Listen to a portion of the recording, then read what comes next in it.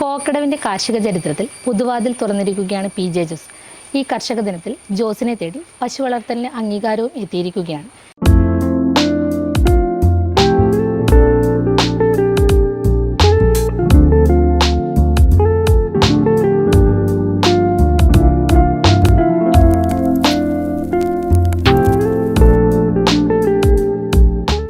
ഇന്നത്തെ ചുറ്റുവട്ടത്തിൽ ജോസേട്ടൻ്റെ കൃഷിവിശേഷങ്ങൾ അറിയാം.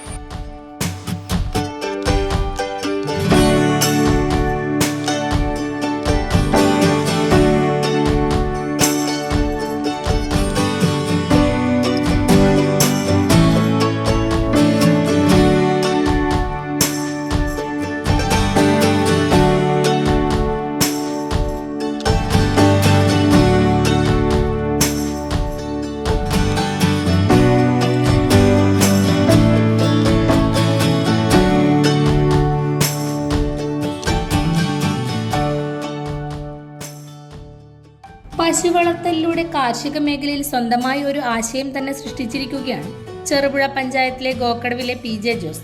പൊതുപ്രവർത്തനത്തിന്റെ തിരക്കുകൾക്കിടയിലും കൃഷിയെ നെഞ്ചോട് ചേർത്ത് വെച്ച ജോസിനെ തേടി പഞ്ചായത്തിലെ മികച്ച ക്ഷീരകർഷകനുള്ള പുരസ്കാരവും എത്തിക്കഴിഞ്ഞു. കഴിഞ്ഞ 25 വർഷത്തിലധികമായി പശു വളർത്തലിൽ ഏർപ്പെട്ടിരിക്കുകയാണ് ജോസ്. ദിവസവും 60 മുതൽ 70 ലിറ്റർ വരെ പാൽ ക്ഷീരസംഘത്തിൽ വിൽപ്പന നടത്തുന്നുണ്ട്. ഞാനിപ്പോൾ 25 വർഷമായി. ആദ്യമേ ഒരു പശുവൊക്കെ ഉണ്ടായിരുന്നുള്ളൂ. ഇപ്പോഴാണ് ഒരു 6 പശു വരെ ആയത്. ക്ഷീരമേഖലയിൽ ഇത് കാർഷിക മേഖലയിൽ ഒരു ഉപതയുള്ള നിലയിലാണ് പശു വളർത്തൽ തുടങ്ങിയത്. മറ്റ് കൃഷി ഉണ്ട് മെയിനായിട്ട്. അതിനോടൊപ്പം പശു വളർത്തൽ ഇപ്പോൾ തുടർന്ന് പോയിരുന്നു. ഇപ്പം 6 പശുക്കളാണുള്ളത്. ഇപ്പോൾ ഒരു 60 മുതൽ 70 ലിറ്റർ പാൽ വരെ ഒരു ദിവസം അളക്കുന്നുണ്ട്.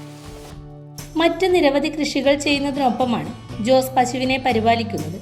നല്ല ഇനം പശുക്കളെ വളർത്തിയാൽ നല്ലൊരു വരുമാനം ലഭിക്കുമെന്നും ജോസ് പറഞ്ഞു. ക്ഷീരമേഖലയിൽ നമ്മൾ മറ്റ് കൃഷി വെച്ച് നോക്കുമ്പോൾ ലാഭകരമൊന്നും പറയത്തില്ല. പക്ഷേങ്കിൽ എന്നാൽ നഷ്ടം എന്ന് പറയാൻ പറ്റില്ല. നമ്മളിപ്പം അതിൻ്റെ അധ്വാനവും മുടക്കുമുതലും വെച്ച് നോക്കുമ്പോൾ അത് ആനുപാതികമായിട്ടൊരു ലാഭം ഉണ്ടാകുന്നു എന്ന് പറയത്തില്ല. എന്നാൽ മറ്റ് കൃഷിയൊക്കെ ചെയ്യുന്ന കൂട്ടത്തിൽ ഇതൊരു ഉപതൊഴിലായി ചെയ്യുമ്പം സ്വാഭാവികമായിട്ടും നമുക്ക് അതിനകത്തുനിന്നൊരു വരുമാനമുണ്ട്. തീർത്തും നഷ്ടമല്ല. പക്ഷേങ്കിൽ ഒരു പശുവിനെയോ 2 പശുവിനെയൊന്നും വളർത്തിയതുകൊണ്ട് വലിയൊരു ഗുണം ഇല്ല. പശുക്കളുടെ എണ്ണം കൂട്ടുകയും നല്ല അത്യുൽപാദന ശേഷിയുള്ള പശുവിനെ വളർത്തുകയാണെങ്കിൽ നമുക്ക് ലാഭകരമായി കൊണ്ടുപോകാൻ വേണ്ടി പറ്റും. പിന്നെ ഇപ്പോൾ ഈ പച്ചപ്പുല്ല് ചെത്തി പശുവിനെ വളർത്തൽ പ്രയാസകരമാണ്. ഒന്ന് അധികം പശുക്കളൊക്കെ ഒന്ന് തീറ്റ കൊടുക്കൽ പറ്റില്ല. ഇപ്പോൾ കച്ചി സൈലേജും ഒക്കെ കിട്ടാറുണ്ട്. അപ്പോൾ അതും കൂടെ വിലയ്ക്ക് വാങ്ങുമ്പം സ്വാഭാവികമായിട്ട് നമുക്ക് കിട്ടുന്ന വരുമാനത്തിൽ കുറച്ച് കുറവ് വരുന്നുണ്ട്. എന്നാലും നഷ്ടമെന്ന് പറയത്തില്ല. പിന്നെ കാർഷിക മേഖലയിൽ നമ്മൾ ചെയ്യുന്നതെല്ലാം ലാഭമെന്ന് പറയത്തില്ലല്ലോ. കാലാവസ്ഥ വ്യതിയാനം വരുമ്പം കൃഷി നശിച്ചു പോകുന്നുണ്ട്. അങ്ങനെയൊക്കെ വരുമ്പം അത് നഷ്ടത്തിൽ പോകുന്നില്ല. അതുപോലെ തന്നെ അങ്ങനെയല്ല, ഒരു അമിതമായ ലാഭമില്ലെങ്കിലും നമുക്ക് ഒരു വരുമാനം കിട്ടുന്നുണ്ട്. പൊതുപ്രവർത്തനത്തിന്റെ തിരക്കുകൾക്കിടയിൽ മറ്റു കൃഷികൾ കൂടി ചെയ്യുന്നതിനാൽ പശുക്കൾക്ക് പച്ചപ്പുല്ല് കൊണ്ടു കൊടുക്കാൻ പലപ്പോഴും പറ്റാറില്ല. അതിനാൽ തന്നെ സൈലേജും ഉണക്കപ്പുല്ലുമാണ് ജോസ് പ്രധാനമായും പശുക്കൾക്ക് നൽകുന്നത്. ഞാനിപ്പം പച്ചപ്പുല്ല് കൊടുത്തുകൊണ്ടിരുന്നതാണ്. ഇപ്പോൾ തീർത്ത് 1 വർഷമായുള്ളൂ ഇപ്പം ഈ പച്ചപ്പുല്ലിൻ്റെ അളവ് കുറച്ചിട്ട്. ഇപ്പോഴും പച്ചപ്പുല്ല് കുറച്ച് കൊടുക്കും. പക്ഷേ കച്ചിയും സൈലേജും വാങ്ങുന്നുണ്ട്. പശുക്കളുടെ എണ്ണം കൂടുമ്പോൾ അതുങ്ങൾക്ക് മുഴുവൻ പച്ചപ്പുല്ല് കൊടുക്കാൻ ചെത്തി കൊണ്ടുവരുവ് വലിയ പ്രയാസമാണല്ലോ. അതിനൊന്നും കൂലിക്കാരെ വെച്ചിട്ട് ചെയ്യാൻ നമുക്ക് ഒക്കുകയല്ല. അതുകൊണ്ടാണ് ഇപ്പം കച്ചിയും സൈലേജും കൊടുക്കുന്നത്. ചോളം സംസ്കരിച്ചു കൊണ്ടുവരുന്നതാണ് സൈലേജ്. അതുകൊണ്ട് തന്നെ പാലിന് ഗുണം ലഭിക്കുമെന്നും ജോസ് പറഞ്ഞു. സൈലേജ് കൊടുത്താൽ കുഴപ്പമില്ല. അത് ചോളമാണ് യഥാർത്ഥത്തിൽ വരുന്നത്. ചോളം സംസ്കരിച്ച് വരുന്നതാണ്. പിന്നെ പശുക്കൾക്ക് തിന്നാനൊക്കെ താല്പര്യമാണ്. ഗുണക്കുറവില്ല. പാലിന് ഫാക്റ്റും ഒക്കെ കൂടുമെന്നാണ് പറയുന്നത് കൊടുത്താൽ. ക്ഷീരമേഖലയിലെ കർഷകരെ ഏറ്റവും അധികം ബാധിക്കുന്നത് അടിക്കടി കാലിത്തീറ്റയ്ക്കുണ്ടാകുന്ന വിലവർധനവാണെന്ന് ജോസ് പറഞ്ഞു. കാലിത്തീറ്റ വിലക്കുറച്ച് ലഭിച്ചാൽ ഈ മേഖല നല്ല നിലയിൽ മെച്ചപ്പെടുമെന്നും ഈ കർഷകൻ പറയുന്നു. ക്ഷീരമേഖലയിൽ കർഷകർ നേരിടുന്നതെന്നു ചോദിച്ചാൽ ഇത് ഉൽപ്പന്നങ്ങൾ, പശുക്കൾക്ക് കൊടുക്കുന്ന കാലിത്തീറ്റ ഉൾപ്പെടെയുള്ള ഉൽപ്പന്നങ്ങളുടെ വില വർധനവ്. നമുക്ക് മറ്റ് സംസ്ഥാനങ്ങളിലൊക്കെ ആണെങ്കിൽ ഇതിനൊക്കെ ഇത്തരം സാധനങ്ങൾ വിലക്കുറവുണ്ട്. പക്ഷേ ഇവിടെ ഈ കാലിത്തീറ്റ ഉൾപ്പെടെയുള്ള സാധനങ്ങൾക്ക് വില കൂടുതലാണ്. അപ്പോൾ കച്ചിക്കാണെങ്കിൽ പോലും നമുക്ക് ഇവിടെ ഇപ്പോൾ കച്ചി കിട്ടാൻ ക്ഷാമമാണ്. അപ്പോൾ അത് തമിഴ്നാട്ടിൽ നടക്കാണ് വരേണ്ടത്. അങ്ങനെ വരുമ്പം ഇവിടെ വരുമ്പോൾ ഈ ട്രാൻസ്പോർട്ടിംഗ് ചാർജ് എല്ലാം വെച്ച് നോക്കുമ്പോഴാണ് നമുക്ക് ഈ സാധനങ്ങൾക്കെല്ലാം വില കൂടുന്നു. അപ്പം പശുക്കൾക്ക് കൊടുക്കുന്ന കാലിത്തീറ്റ ഉൾപ്പെടെ പിണ്ണാക്ക, കാലിത്തീറ്റ, അല്ലെ ചോളപ്പൊടി, പിന്നെ ഈ സൈലേജും കച്ചിയെല്ലാം മറ്റ് സ്റ്റേറ്റിൽ നിന്ന് വരുന്നത് കൊണ്ട് തന്നെ നമുക്കിവിടെ വില കൂടുതൽ വരുന്നുണ്ട്. വില കൂടുതൽ വരുമ്പോൾ സ്വാഭാവികമായിട്ടും കൃഷിക്കാർക്ക് ലാഭം കുറയുമല്ലോ. അതാണ് ഈ മേഖലയിൽ ഒരു പ്രതിസന്ധി. പശുക്കൾക്ക് കൊടുക്കുന്ന തീറ്റയ്ക്ക് ഉൾപ്പെടെ വില കുറച്ച് കിട്ടുവാണെങ്കിൽ ലാഭകരമായി കൊണ്ടുപോകാൻ വേണ്ടി കഴിയും. ക്ഷീരമേഖലയിൽ നിരവധി പദ്ധതികൾ വരുന്നുണ്ട്. മിൽമയും സംഘങ്ങൾ വഴിയും കർഷകരിലേക്ക് നേരിട്ടെത്തുന്നതുകൊണ്ട് കർഷകർക്ക് ചെറിയ ആശ്വാസം ലഭിക്കുന്നതായി ജോസ് പറഞ്ഞു. ക്ഷീരവികസന വകുപ്പും മിൽമയും നടപ്പിലാക്കുന്ന പദ്ധതികൾ അതാത് പ്രദേശത്തെ സംഘങ്ങൾ കൃഷിക്കാർക്ക് എത്തിച്ചു കൊടുക്കുന്നുണ്ട്. അക്കാര്യത്തിൽ തിരുമേനി സംഘമൊക്കെ നല്ല നിലയിൽ ഇടപെടുന്നുണ്ട്. ക്ഷീരകർഷക ആനുകൂല്യങ്ങൾ മേടിച്ചു തരുന്ന കാര്യത്തിലും ഡിപ്പാർട്ട്മെൻറ്റിൻ്റെതായാലും മിൽമയുടേതായാലും ഉള്ള സഹായങ്ങളൊക്കെ കൃഷിക്കാർക്ക് കൊടുക്കുന്നതിന് മിൽമ മുൻപിട്ട് നിൽക്കുന്നുണ്ട്. സർക്കാർ കുറേ പദ്ധതികൾ ഇപ്പോൾ പ്രഖ്യാപിക്കുന്നുണ്ട്. പക്ഷേ അത് വൻകിട കർഷകർക്കൊക്കെ 20 പശു, 50 പശു, 100 പശുക്കളൊക്കെ വളർത്തുന്നതിന് ഓരോ പദ്ധതി കേന്ദ്ര ഗവൺമെൻറ്റിൻ്റെ ആയാലും മറ്റ് സ്റ്റേറ്റ് ഗവൺമെൻറ് ആയാലും പദ്ധതികളൊക്കെ ഉണ്ട്. പക്ഷേ അതെല്ലാം എല്ലാവർക്കും മേടിച്ചത് കൈകാര്യം ചെയ്ത് പോകാൻ വേണ്ടി പറ്റില്ല. അതിന് വേണം വലിയ പൈസ സബ്സിഡിയൊക്കെ ഇപ്പോൾ സർക്കാർ പറയുന്നുണ്ടല്ലോ. പശു വളർത്തലിനൊപ്പം വീട്ടിലേക്ക് ആവശ്യമായ ഗ്യാസ് ഈ തൊഴുത്തിനോട് ചേർന്ന് തന്നെയാണ് ഉണ്ടാക്കുന്നത്.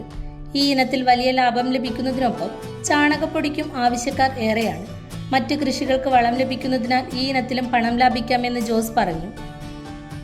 നമുക്ക് സാമ്പത്തികം എന്ന് പറഞ്ഞാൽ പശു വളർത്തൽ ഒന്ന് നമ്മൾ ഉപയോഗിക്കുന്ന പാല്, അതോടൊപ്പം നമുക്ക് കൃഷിക്ക് ആവശ്യമായ ചാണകം ലഭിക്കും. പിന്നെ ബയോഗ്യാസ്, വീട്ടിൽ ആവശ്യമായ ബയോഗ്യാസ്. ഈ പശുക്കളുടെ മുഴുവൻ ചാണകമൊന്നും കലക്കേണ്ടതില്ല ബയോഗ്യാസ് കിട്ടാൻ. മൂത്രവും കുറച്ച് ചാണകവും കലയ്ക്കാൻ നമുക്ക് ആവശ്യമായ ഗ്യാസ് കിട്ടുന്നുണ്ട്. അപ്പോൾ അതുതന്നെ വലിയൊരു വർഷങ്ങളായിട്ട് നമ്മൾ 10-25 വർഷമായിട്ട് ഉപയോഗിക്കുന്നുണ്ട്. ഈ ബയോഗ്യാസാണ് ഉപയോഗിക്കുന്നുണ്ട്. അതോടൊപ്പം മറ്റ് ഗ്യാസ് ഉണ്ട് എന്നതല്ലാലും ഇതുകൊണ്ട് വലിയ ഗുണമുണ്ട്. പഞ്ചായത്തിലെ മികച്ച ക്ഷീരകർഷകനായുള്ള അവാർഡ് ലഭിച്ചതിൽ വലിയ സന്തോഷമുണ്ടെന്ന് ജോസ് പറഞ്ഞു. ക്ഷീരകർഷകനായ അവാർഡ് കിട്ടിയതിൽ സന്തോഷമുണ്ട്. എന്നാന്ന് ചോദിച്ചാൽ കഴിഞ്ഞ ഒരു 10-25 വർഷക്കാലമായിട്ട് ഈ മേഖലയിൽ പ്രവർത്തിക്കുന്ന ഒരാളാണ്. പക്ഷെങ്കിൽ എല്ലാ വർഷവും ചിങ്ങം 1 കർഷകരെ തിരഞ്ഞെടുക്കലുണ്ട്. അപ്പം നമ്മുടെ പഞ്ചായത്തിൽ ഇതിനു മുമ്പ് ഓരോ വർഷവും വിവിധ ആളുകളെ തിരഞ്ഞെടുക്കലുണ്ട്. അത്തരം ആളുകളെ ഒഴിച്ചു നിർത്തിയിട്ട് ഓരോ വർഷം തിരഞ്ഞെടുക്കുന്ന ആളുകളെ മാറ്റി പുതിയ ആളുകളെ ആണ് ഓരോ വർഷം ആദരിക്കുന്നത്. അപ്പോൾ എന്നേക്കാൾ മികച്ച കർഷകർ ചെറുപുഴ പഞ്ചായത്തിലുണ്ട്. പിന്നെ ഫാമായി നടത്തുന്ന ആളുകളുണ്ട്. പക്ഷേ ഈ വർഷം എന്നെ തിരഞ്ഞെടുത്തു. അതിൽ അഭിമാനം തോന്നുന്നുണ്ട്. മാധ്യമങ്ങളിലൂടെ വരുന്ന കണക്ക് കണ്ടാണ് പലരും പശു വളർത്തലിലേക്ക് തിരിയുന്നത്. അവർ ഏറെയും തൊഴിലാളികളെ വെച്ചാണ് ചെയ്യുന്നത്. അതാണ് ഇത് പരാജയപ്പെടാൻ ഇടയാക്കുന്നതെന്നും ജോസ് പറഞ്ഞു.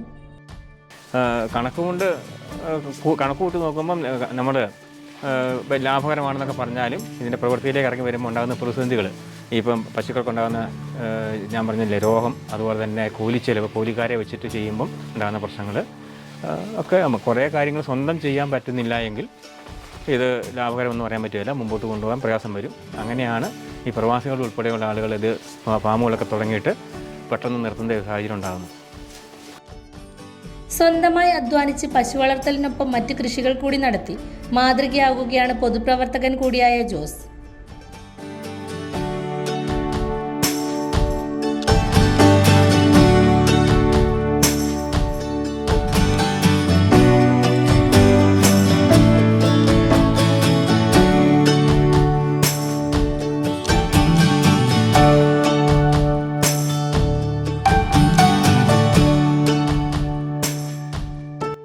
പശു വളർത്തലിന്റെ വഴികളിൽ ജോസിന്റെ അധ്വാനത്തിന് കരുത്തേകുന്നത് ഭാര്യ ബിൻസിയുടെ പിന്തുണയും സ്നേഹവുമാണ്. ഒരുമിച്ചുള്ള ഈ സഹയാത്രയാണ് ഇവരുടെ ജീവിതത്തെ സ്വപ്നങ്ങൾ നിറവേറ്റുന്ന വിജയകഥയാക്കുന്നത്.